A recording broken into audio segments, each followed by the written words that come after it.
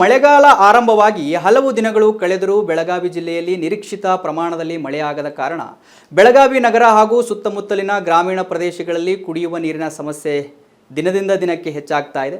ಬೆಳಗಾವಿ ಮಹಾನಗರದ ಜೀವನಾಡಿಯಾಗಿರುವ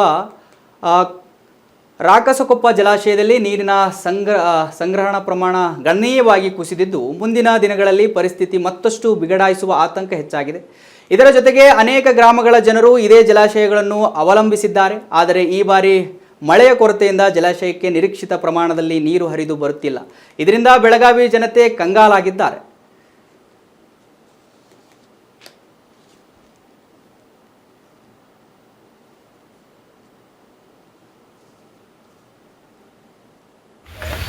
ಹದಿಮೂರು ತಾಲೂಕುಗಳ ಪೈಕಿ ಮಳೆ ಪೂರ ಕರ್ನಾಟಕ ರಾಜ್ಯಾದ್ಯಂತ ಮಳೆ ಕುಂಠಿತವಾಗಿದ್ದು, ನಿನ್ನೆ ಉಪಮುಖ್ಯಮಂತ್ರಿಗಳಾದಂಥ ಜಿ ಪರಮೇಶ್ವರ್ ಅವರು ನಮ್ಮ ಬೆಳಗಾವಿಗೆ ಪ್ರವಾಸವನ್ನು ಹಮ್ಮಿಕೊಂಡಿದ್ದರು. ಆಗ ಹವಾಮಾನ ಇಲಾಖೆ ವರದಿ ಪ್ರಕಾರ ಈ ವರ್ಷ ಮಳೆಗಾಲ ಕಡಿಮೆಯಾಗುವುದು ಹಾಗೂ ಬರಗಾಲ ಬೀಳುವ ಸಂಭವ ಇದೆ ಅಂತೇಳಿ ಅವರು ಘೋಷಣೆಯನ್ನು ಮಾಡಿದರು.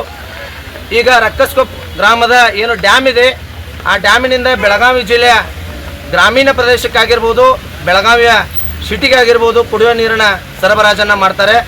ಆದರೆ ಈ ರಕ್ಕಸ್ಕೊಪ್ಪ ಡ್ಯಾಮಿನಲ್ಲಿ ಕೇವಲ 2 ರಿಂದ 3 ದಿವಸಗಳಿಗೆ ಆಗುವಷ್ಟು ಮಾತ್ರ ನೀರೈತಿ. ನಿನ್ನೆ ಜಿ ಪರಮೇಶ್ವರ್ ಅವರು ನಮ್ಮ ಜಿಲ್ಲಾಡಳಿತದ ಅಧಿಕಾರಿಗೆ ಒಂದು ಆದೇಶವನ್ನು ಮಾಡಿದರು. ಕುಡಿಯುವ ನೀರಿನ ಅಭಾವ ಆಗೋದರಿಂದ ಅದನ್ನು ಸೂಕ್ತವಾದ ಕ್ರಮವನ್ನು ತೆಗೆದುಕೊಂಡು ಜಾನುವಾರುಗಳಿಗಾಗಿರ್ಬೋದು, ಮನುಷ್ಯರಿಗಾಗಿರ್ಬೋದು, ಬೆಳಗಾವಿಯ ಗ್ರಾಮೀಣ ಪ್ರದೇಶ ಮತ್ತು ಸಿಟಿಗೆ ಕುಡಿಯುವ ನೀರಿನ ಸರಬರಾಜಿನ ಏನು ಅವಶ್ಯಕತೆ ಬೀಳುವಂಥ ಉಪಕರಣಗಳಿದಾವೆ ಅವನ್ನೆಲ್ಲ ನೀವು ಸಜ್ಜು ಮಾಡಿಕೊಡ್ರಿ ಅಂತ ಹೇಳಿ ಹೋಗಿದ್ದಾರೆ. ಒಟ್ಟಾರೆ ಈ ವರ್ಷ ಮಳೆಗಾಲ ಕಡಿಮೆ ಇರುವುದರಿಂದ ಬೆಳಗಾವಿ ಜಿಲ್ಲೆ 13 ತಾಲೂಕುಗಳನ್ನು ಬರಪೀಡಿತ ಪ್ರದೇಶ ಎಂದು ಘೋಷಣೆ ಮಾಡಬೇಕಂತೇಳಿ ತಮ್ಮಲ್ಲಿ ವಿನಂತಿಯನ್ನು ಮಾಡ್ಕೋತೀವಿ. ಇವತ್ತಿನ ದಿವಸ ಬೆಳಗಾವಿ ಜಿಲ್ಲೆಯ 13 ತಾಲೂಕು.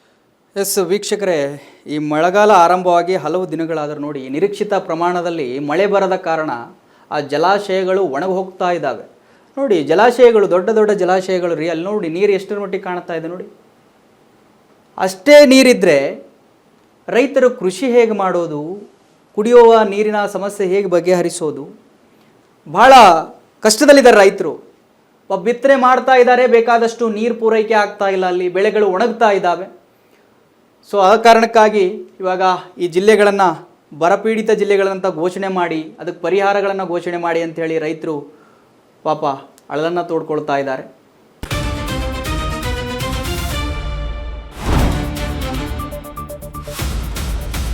ಸಂಪೂರ್ಣ ನ್ಯೂಸ್ 24x7 ಇದು ನೊಂದವರ ಧ್ವನಿ.